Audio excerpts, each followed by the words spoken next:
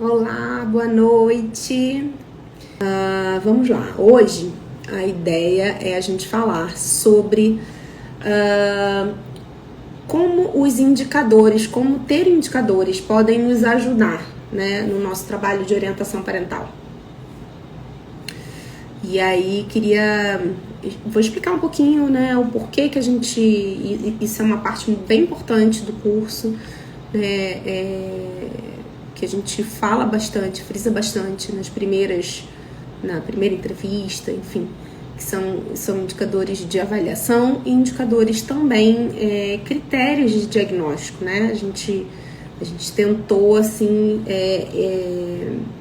identificar critérios diagnósticos e também indicadores que nos ajudem a entender a evolução do caso.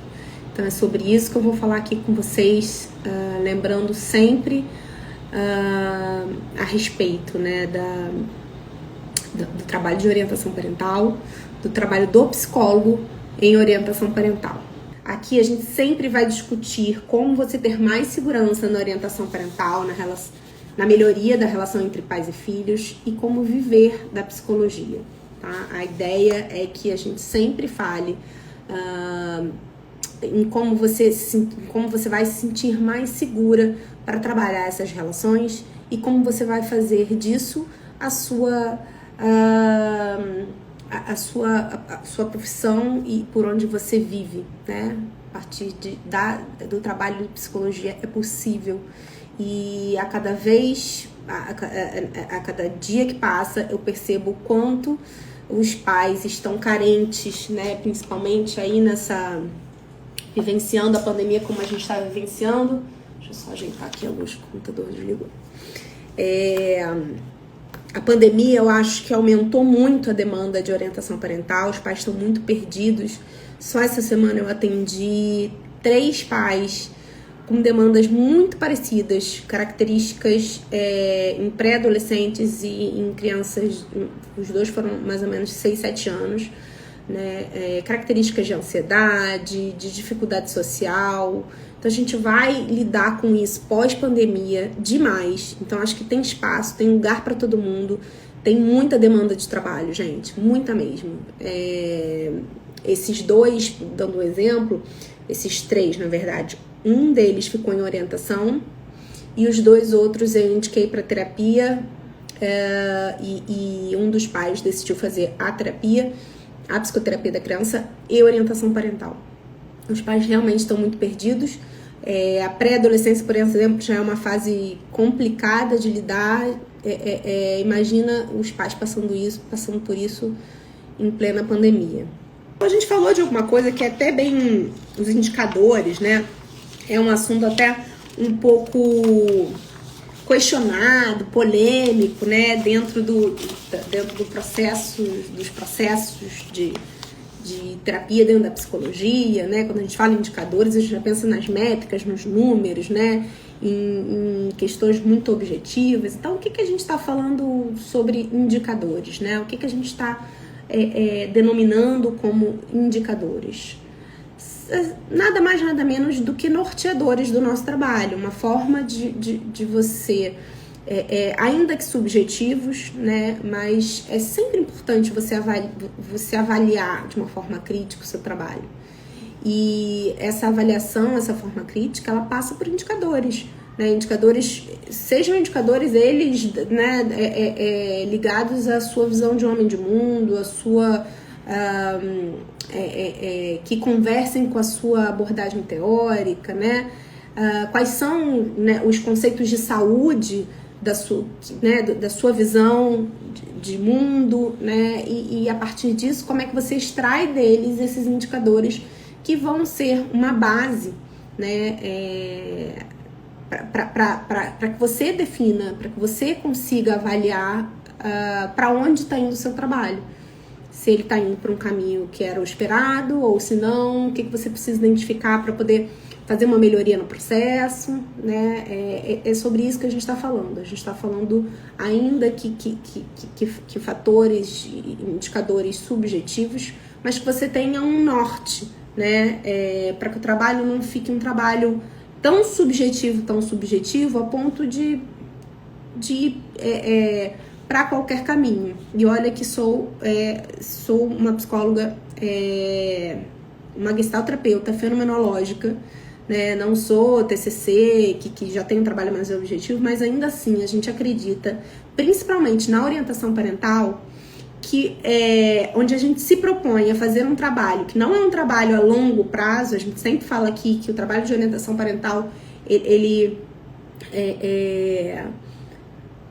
a ideia é que seja um trabalho breve, né? A ideia é que seja um trabalho de curto a médio prazo.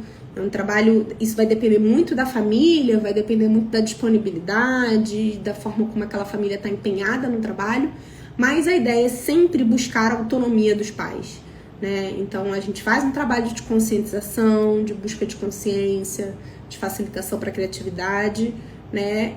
E depois a gente acompanha, espaçando o trabalho, então dando autonomia para esses pais. Então por isso que é muito importante a gente ter dentro do trabalho de orientação parental, que já é um trabalho um pouco mais diretivo. Por exemplo, se eu olhar para o meu trabalho como psicoterapeuta, como gestalterapeuta na clínica, né, dentro da orientação eu tenho um trabalho mais diretivo e por isso eu preciso de indicadores que norteiem, né, para onde que esse processo está indo. Senão, principalmente quando a gente trabalha com famílias, a gente fica com tudo muito aberto, muito perdido. São questões singulares que se juntam ali e você não sabe para onde está indo, né? Então, é sobre isso que eu quero falar, sobre esse tipo de indicador. E o que não é indicador, por exemplo? É quando você baseia essa avaliação no feeling, né? Ou na manutenção da terapia por aquele cliente, né? Não, se ele tá satisfeito, né, é porque tá tudo ok. Não necessariamente. Ele pode estar na zona de conforto dele, né? Esses pais podem estar satisfeitos, mas num papel de pouca autonomia, de pouca competência, de pouca potência, né? Muito dependentes desse terapeuta. Então, a gente sempre precisa avaliar além daquilo que às vezes até do que é falado, né? Às vezes até do que é dito pelo cliente. A gente tem esse olhar, a gente tem o potencial desse olhar além, né? E para isso a gente precisa definir quais são os nossos indicadores de saúde, por exemplo, né? O que eu considero como um diagnóstico pouco saudável, né? Como um funcionamento pouco saudável. O que seria um funcionamento saudável? Porque é daqui pra cá que eu vou, né? Meu trabalho tem que ser daqui pra cá, do não saudável pro saudável, né? Pro não funcional pro funcional. Então, por isso que a gente fala aí da importância desses indicadores. Bom, e por que é tão importante, né? Por que é tão importante você trabalhar com esses indicadores? Justamente porque para que você consiga entender o caminho, né, em que você vai seguir com determinada família, né? Quando você tem os indicadores muito estabelecidos, é assim que a nossa metodologia foi criada, né? Eu e Fabrícia trocando ideia no trabalho, aconteceu isso, o que você tá achando? Não, acho que talvez se a gente pensar, né, em indicadores que facilitem o nosso, né, o entendimento do processo, e a gente conversando, batendo papo, trocando ideia, a gente foi, né, entendendo o quanto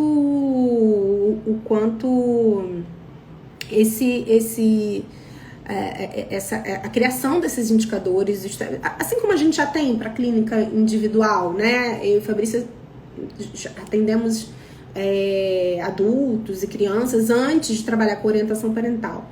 E assim, a gente sempre tem que ter um critério, né? Um critério para entender a evolução dos casos. Cada abordagem vai ter, né, o seu próprio critério. E a gente está falando aqui especificamente do trabalho de orientação parental. Bom,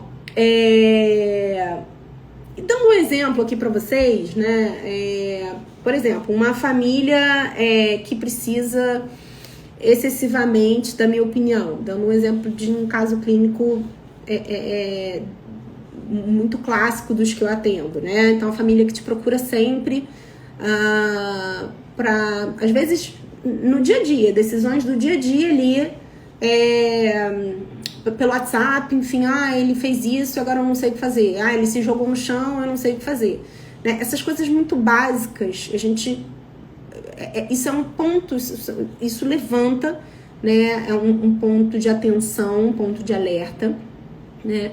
Pra gente, dentro de um critério de saúde, um critério do que a gente considera um funcionamento parental saudável, né? A insegurança que ela demonstra com esse tipo de mensagem nos mostra que tem alguma coisa que precisa ser avaliada, que precisa ser trazida à consciência, né? Então, dando esse exemplo, pro quanto que a gente precisa estar atenta ao verbal, ao não verbal, o que aquele sistema está nos contando nos pequenos detalhes dos contatos que a gente tem. E aí ligar isso aos nossos critérios, aos nossos indicadores, né? Aquilo que a gente entende como critério de saúde, né? Para aí sim a gente entender como vai fazer para evoluir naquele trabalho, descrever, mostrar para aquele cliente aquele movimento, trazer a consciência mesmo, tá? A gente teve uma aluna fazendo uma supervisão que tem coisa de 2 meses atrás, mais ou menos, e ela contando que a mãe vinha com um discurso assim: não, então eu fiz como você mandou. Aí, daí a um tempo ela repetiu: então, como você disse, eu fiz não sei o quê. Essas falas são falas que precisam ser problematizadas, né? E que elas falam da relação dessa mãe com essa orientadora, né? Que tipo E eu tenho certeza absoluta, principalmente conhecendo a aluna, né, que nesse caso estava atendendo, eu tenho certeza que ela não é uma pessoa, não tem uma característica de dar muitas regras prontas, né? Então, a forma como aquela mãe estava se colocando dentro daquele processo terapêutico, inclusive para tirar a própria responsabilidade das atitudes, né? Porque ela estava geralmente contando coisas que não tinham dado certo, né? Então, uma forma de sair da responsabilidade, ela trazia essa fala do você disse. Então, isso era um alerta para a gente questionar como é que estava essa questão das regras. Será que essa aluna não estava entregando muitas regras e trabalhando pouco a criatividade dessa mãe? Nem era o caso nessa situação, né? A gente estava falando até de um temperamento de uma mãe que não tem costume de trazer muita responsabilidade para ela, sabe? Meio que João sem braço. E aí a gente também, a partir dessa fala, a partir desse critério, fica claro pra gente outra questão que a gente precisa trabalhar. Não, então peraí, então não são as regras que estão prontas demais. Então, é por esse caminho aqui que eu preciso seguir com ela, né? Eu preciso entender e que ela tenha consciência de que a responsabilidade é dela, né? De como é que ela fez. Ela pode fazer algo que eu falei pra ela fazer, mas a forma como ela faz pode ter sido completamente outra, né? E aí a gente entender esse caminho, tá? Então, justamente, né, como eu tinha falado para vocês, né? Peraí que a Nayara perguntou uma coisa.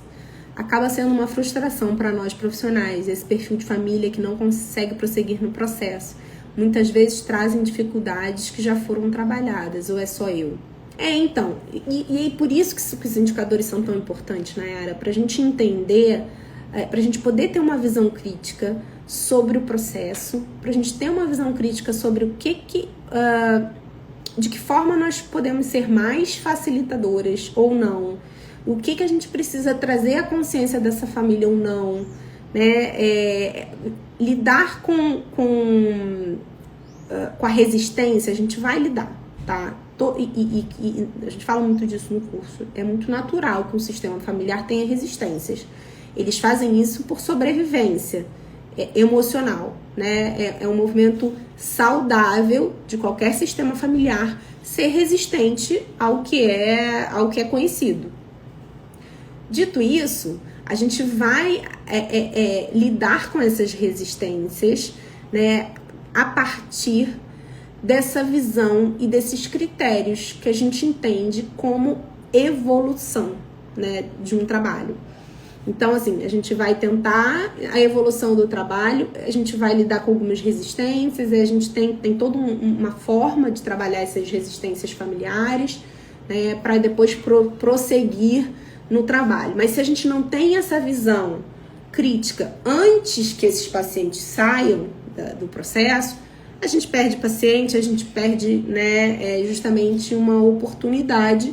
A família também, obviamente, desiste, perde uma oportunidade de melhoria, né, de saúde para as relações. Então, justamente por isso que você falou, pela saída, e aí é interessante, como eu estava falando, assim, a gente não pode usar como critério a manutenção ou não do trabalho, porque isso nem fala só do psicólogo e também não fala só da família, né? A manutenção do cliente em psicoterapia não fala só do cliente, também não fala só do terapeuta, né? Assim como a saída dessa família também não fala só deles, pode falar também de nós. E é por isso que a gente precisa ter esses indicadores, esses parâmetros, mínimos parâmetros que guiem o nosso trabalho, né?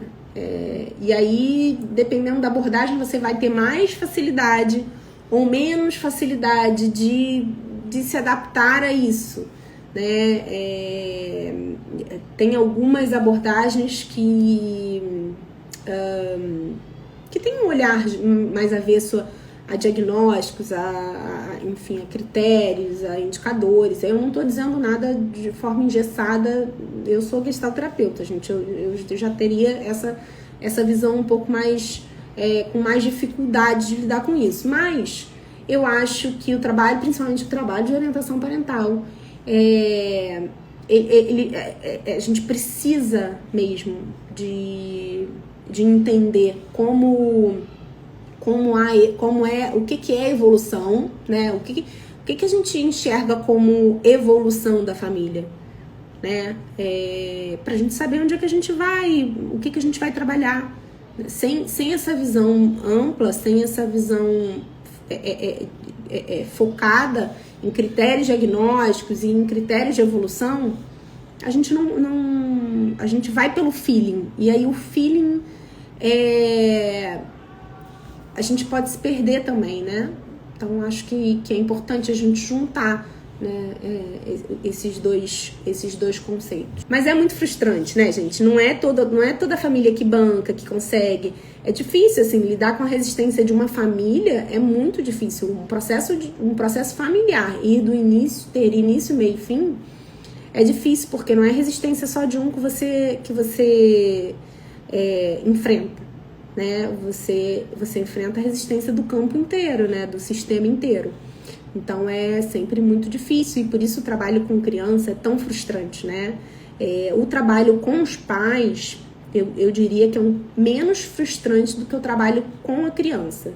Porque, por exemplo, na psicoterapia infantil, quando os pais trazem a criança, muitas vezes eles trazem assim, conserta pra mim, né? Conserta isso aqui, ó, que veio quebrado. Justamente nessa postura pouco responsável. Então, quando os pais nos procuram para orientação parental, já denota ali uma postura mais ativa, né? Que entendem que fazem parte do processo. Isso já é meio caminho andado, tá? Vamos lá, vamos continuar. E aí, assim, acho que eu queria falar justamente sobre essa objeção, assim, mas Fabiana, nosso trabalho é um trabalho muito subjetivo, né? Você tá falando o quê? Que é pra você criar métrica, criar número, né?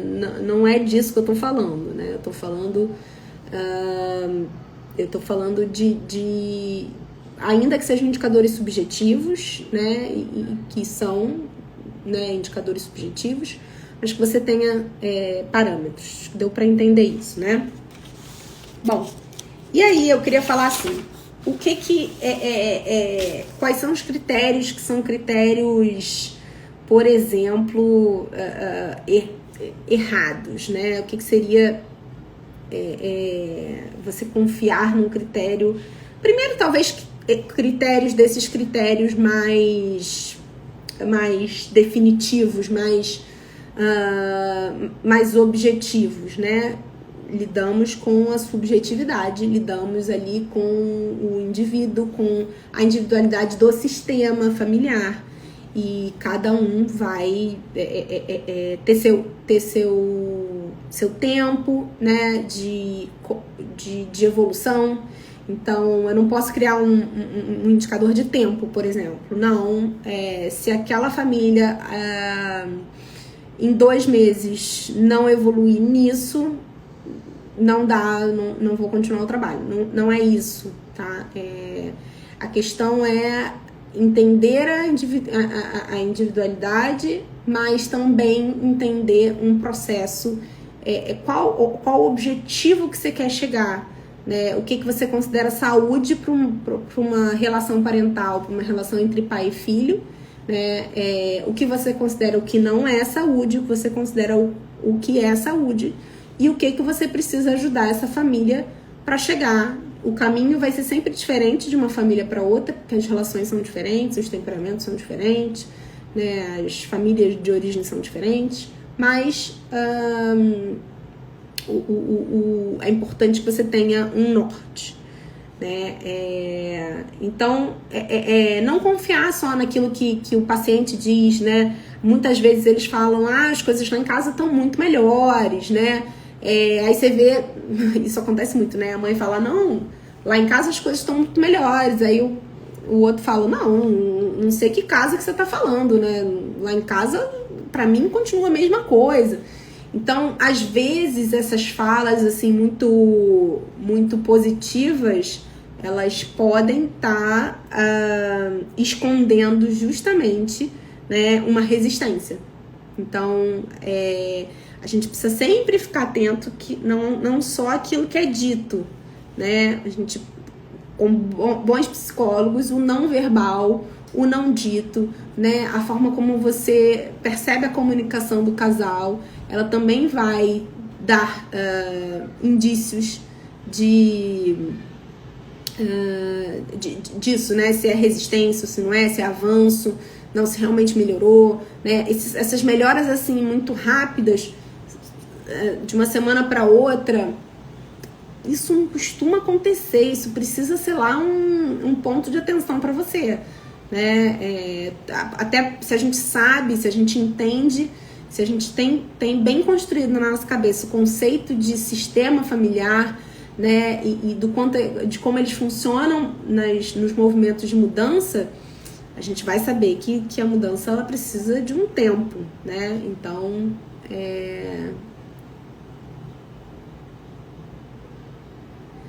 Érica, o que você acha sobre mães narcisistas e como lidar com esse tipo de situação no âmbito familiar?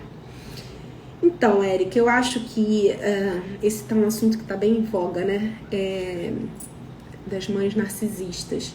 Eu acho que a gente precisa sempre olhar para o contexto familiar, de que forma essa mãe está de que forma essa mãe narcisista lida nesse contexto familiar. O outro lado, né, onde está esse pai, qual é o papel desse pai, como esse filho responde.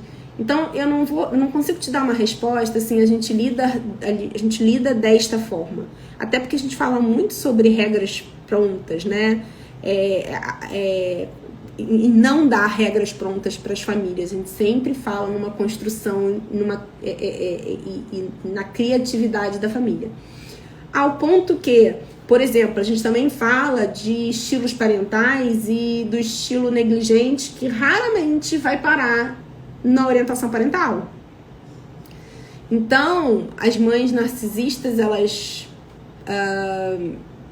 não chegam tanto, eu acho, e por outro lado, quando chegam, a gente precisa trazer, a gente precisa fazer como faz com os outros pacientes, né? Trazer a consciência. Não tem muito um diferencial para esse estilo de mãe ou para aquele estilo de mãe. A gente vai falar sobre respeito, a gente vai falar sobre saúde, a gente vai falar sobre conceito de infância, né? Mas que é muito... Vai depender muito da configuração familiar que se apresenta ali, né? Sim, deve ser levado o contexto geral, entender um pouco a história dessa mulher, né, de como é que ela chegou a esse estágio, o que influencia esse comportamento, né? Então, vai depender justamente disso. Uma mãe narcisista não é igual a outra mãe narcisista, né? Enfim, eu como gestalterapeuta não sou avessa a diagnóstico não, tá, gente? Mas a gente lida com o diagnóstico de uma forma diferenciada. A gente lida com o diagnóstico entendendo que ainda dentro de um diagnóstico há uma individualidade, né? Há uma característica única e que a gente vai também ter que lidar de uma forma única, né? Sempre baseando o nosso trabalho num objetivo, né? A gente tem um objetivo, o nosso objetivo fim é sempre trabalhar em prol da saúde, do respeito, né? Sempre trabalhar em prol da criança, dos direitos da criança. E aí a gente vai ajustando isso de acordo com o paciente, né? Então, a gente fala muito sobre criatividade, né, aqui no Orientando, né? Sobre o papel da criatividade, o papel da flexibilidade nas relações. Então, um dos indicadores que a gente utiliza é o quão criativos estão aqueles pais diante dos maus comportamentos da criança, né? Então, se eles começam a trazer pra gente situações, por exemplo, às vezes a gente dá uma sugestão, então você faz isso, isso, isso, e às vezes eles chegam lá na hora, não, então na hora eu achei que aquilo ia ser melhor e funcionou, né? Isso é um indício de que esses pais estão conseguindo, né, ter uma visão mais ampla sobre o mau comportamento da criança e podendo tendo suas próprias criações, né, usando o seu potencial criativo e flexível para lidar com as situações. Então, esse é um dos critérios de evolução. Geralmente, os pais que entram em orientação chegam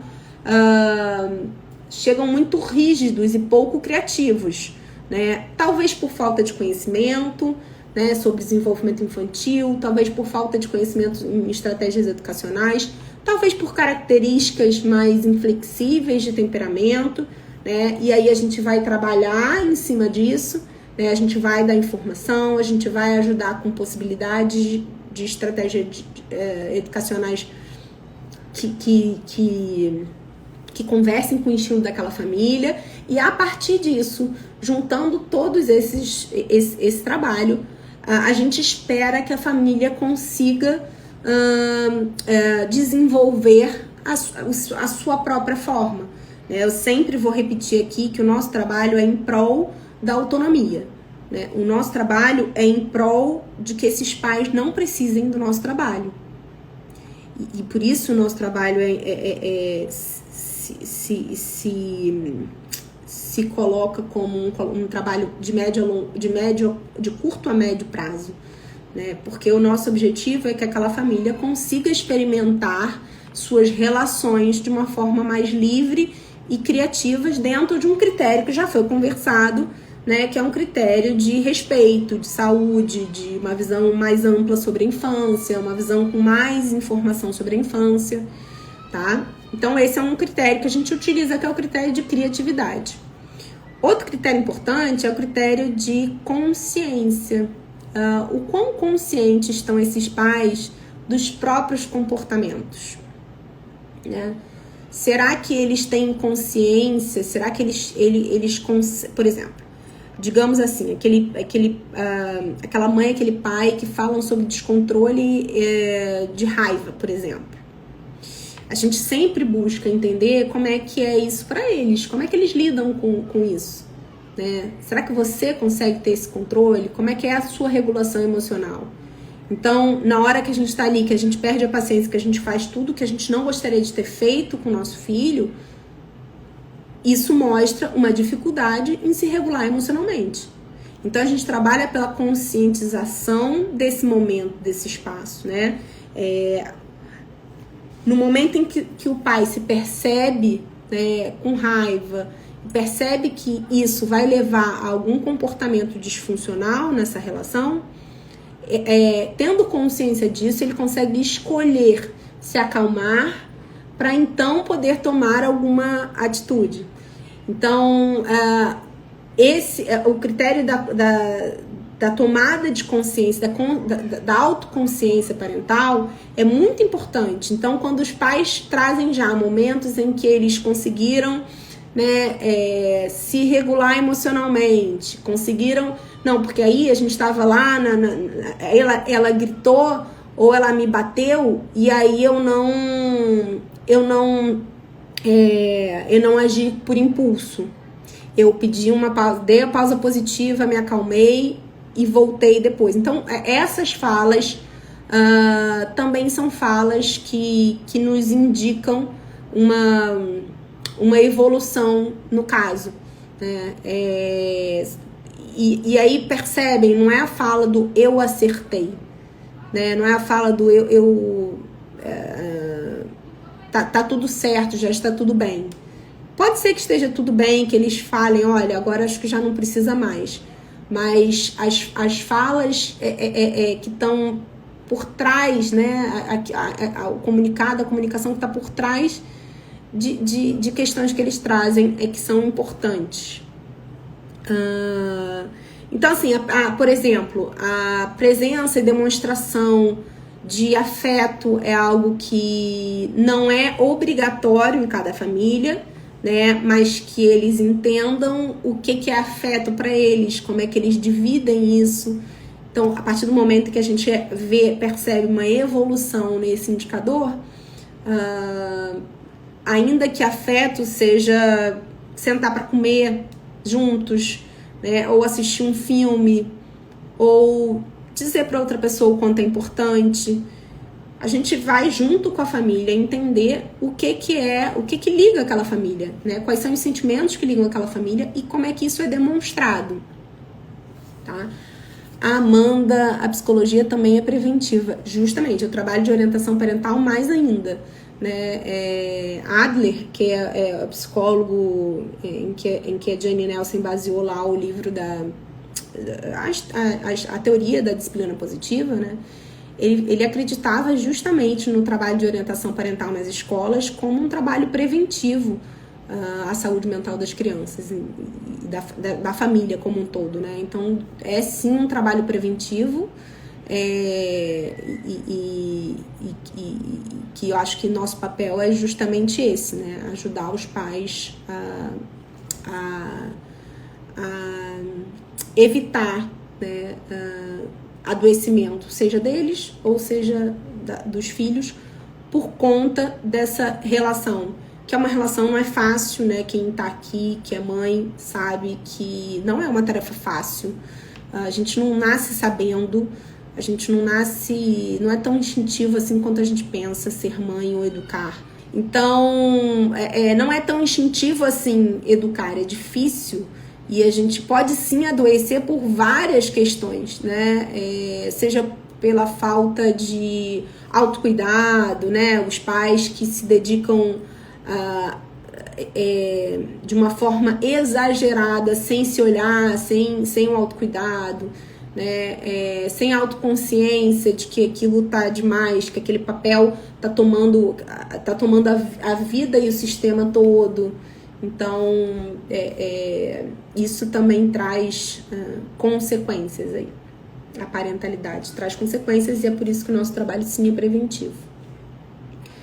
Bom, como eu falei, quando eles já trazem, então, o problema resolvido, né, quando eles começam a mostrar uma capacidade mais criativa e independência, isso é um bom sinal, um ótimo sinal, sinal de que já estão desenvolvendo.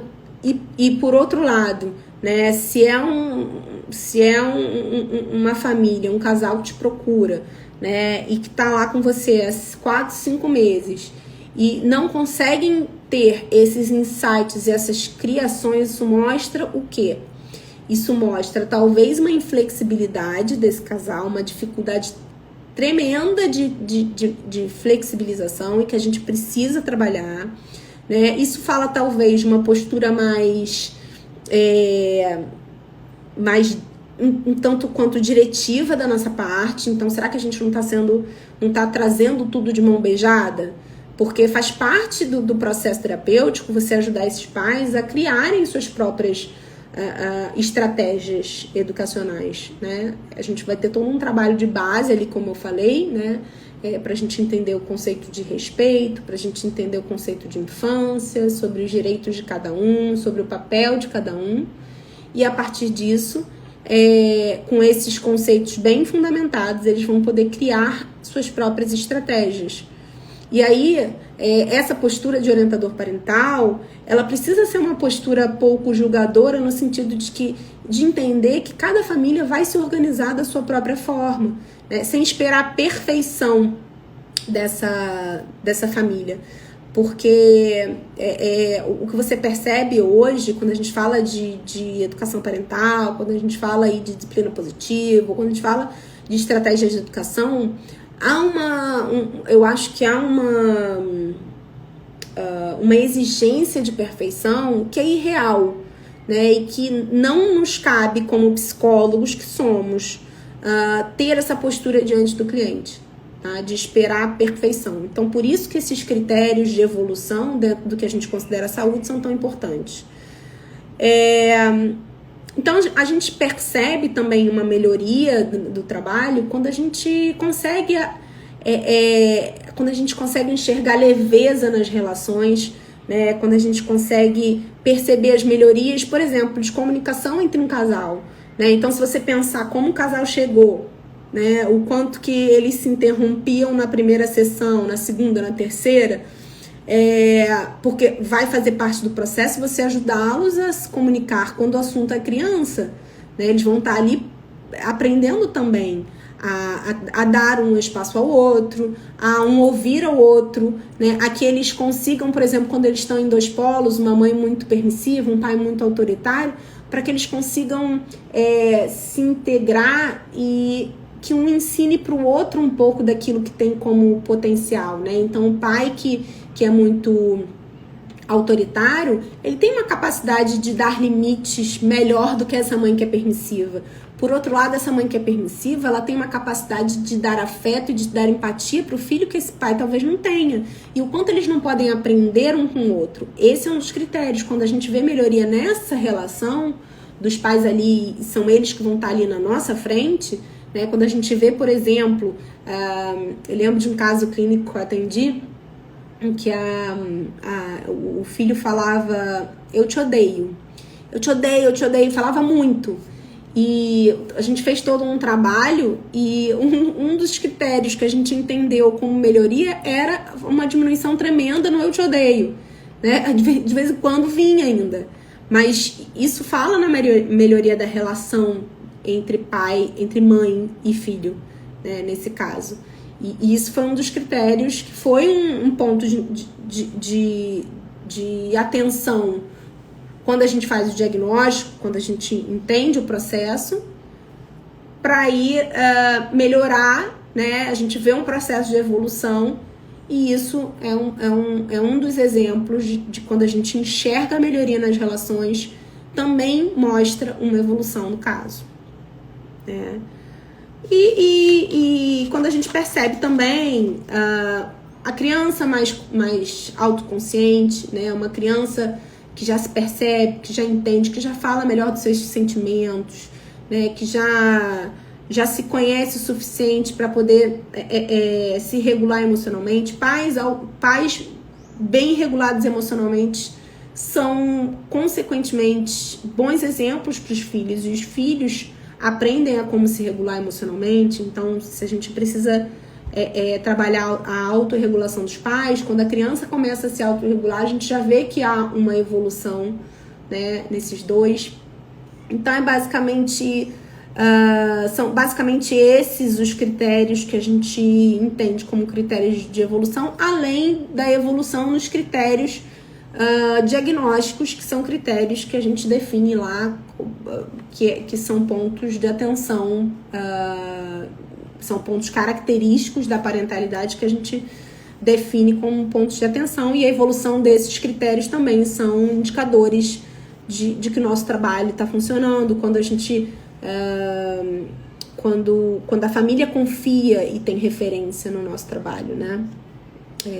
Acho que são ótimos critérios. Queria ouvir um pouco aí de vocês, para quem trabalha com orientação parental, não sei se alguém aí trabalha, ou para quem trabalha também com criança em consultório e que atende os pais e que orienta os pais. Como é que vocês lidam com essa questão dos indicadores? Vocês já pararam para pensar, por exemplo, no que orienta, né, no que dá sentido ao trabalho de vocês, ou não? Ou vocês vão levando mais no feeling mesmo?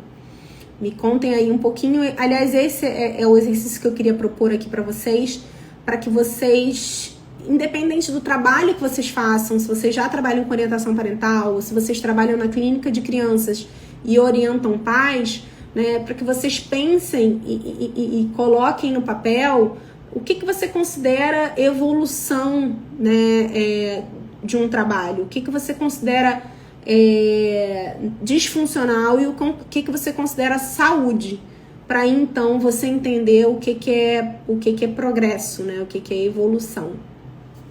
Esse é o exercício que eu queria propor aqui com vocês, que vocês criassem seus próprios indicadores do trabalho com os pais, né? Com esses pais e a evolução até nos próprios... vocês já pararam para pensar nisso em relação aos atendimentos individuais ou atendimentos de família que vocês fazem? É bacana, é muito bacana, porque você passa a ter um norte, né? Ainda que sejam critérios bem subjetivos. Tá certo, pessoal. Queria saber aqui de vocês. Trabalho no centro de reabilitação de doenças neurológicas e orientação de pais. É algo muito difícil ter que ensinar sobre a doença. Julieta, é isso? Julieta, depois me confirma. Trabalho no centro de reabilitação neurológica e orientação de pais. É muito difícil ter que ensinar sobre a doença, o acolhimento. Sim. E até mesmo uma perda. Eu imagino, porque passa aí pelo trabalho de vocês entender qual o funcionamento, né, daquela criança, e talvez acolher seja o que de melhor você pode fazer com aqueles pais, né? O acolhimento é uma das funções mais importantes nesse trabalho de orientação. Esse olhar não julgador, quando a gente fala de um olhar não julgador, é justamente acolher as dificuldades, entender, por exemplo, né, que ter um filho, né, com questões neurológicas é também uma frustração, uma quebra de expectativa. Entender o que está por trás daquela relação. A Sueli está contando aqui: atuo como psicólogo escolar e educacional, trabalho com orientação parental dos encaminhados para a escola. A gente, sim, tem muita. Eu acho que a psicóloga escolar, ela tem eu acho que cada vez mais, né, os pais solicitam esse trabalho como um apoio mesmo, né? Se a gente for olhar um pouco do histórico da orientação parental, os grandes trabalhos científicos, tudo que a gente acha dentro de escolas, é o trabalho de orientação parental dentro de instituições. Então, imagino que você tem um trabalhão aí para orientar esses pais. É claro que muito ligado ao pedagógico, né, ao que está ligado à educação, mas muitas vezes esses pais trazem dúvidas que vão muito além disso, né? Sim, a questão do filho ideal Então, a gente já passa por isso na clínica de crianças típicas, né, digamos, das idealizações dos pais, de lidar com aquela criança que é a criança real e não a criança idealizada. Imagino com crianças com questões neurológicas. Deve ser uma dor horrível e acolher, acho que é o caminho principal aí, né? A aceitação dos pais, das crianças encaminhadas com alterações comportamentais, dificuldade de aprendizagem. Alterações, sim. É imprescindível a participação da família no processo em relação ao tratamento de uma criança autista. Quando existe essa aderência, o desenvolvimento da criança flui. Claro, até porque o autista, aí dependendo do tipo de trabalho que é feito, mas a gente sempre tem que trabalhar a evolução dessa relação, né? Que é uma dificuldade que eles têm, né? Da relação, da comunicação, da sociabilidade, né? E sim, os pais aderirem ao trabalho, senão eles só reforçam aquela característica que já é natural do autista, né? E dos pais, é o que eu falo muito sobre isso, né? Para aqueles que trabalham com necessidades especiais, é um trabalho dobrado, porque é muito importante você entender o manejo de orientação parental, né? É muito importante você entender o que passa por, né? Entender um pouco sobre parentalidade, sobre saúde, sobre família, mas também você precisa entender bastante sobre a patologia, né? Sobre a psicopatologia, sobre o que esses pais enfrentam. A psicoeducação, a informação também é muito importante nesse caso, né? A Mariana está falando aqui que atende adolescentes com medida socioeducativa em meio aberto e suas famílias. Gente do céu, vocês estão trazendo aí coisas duras, né? E você também faz orientação com esses pais, né? Você atende a família e suas famílias, sim. Atende as famílias. E aí, então, você já faz orientação parental, né? Gente, muito bacana. Tô vendo aqui que com pessoas já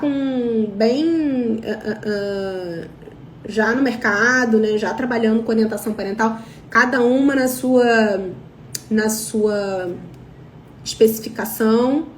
E muitas vezes é justamente isso. A gente precisa entender sobre orientação parental, sobre crianças típicas, né? Mas também sobre como manejar essa família, mas também, por outro lado, tem suas especificações, né? E a gente também precisa estudar o outro lado. Não é um trabalho muito fácil, principalmente quando a gente não tem muita referência do que fazer. Bom, gente, eu vou dar por encerrado aqui. Muito bom conhecer vocês, conhecer o trabalho de vocês. Sejam bem-vindas aqui ao Orientando, tá bom? Um beijo, gente. Boa noite. Muito, muito obrigada. Bom fim de semana a todas aí, viu? Descansem.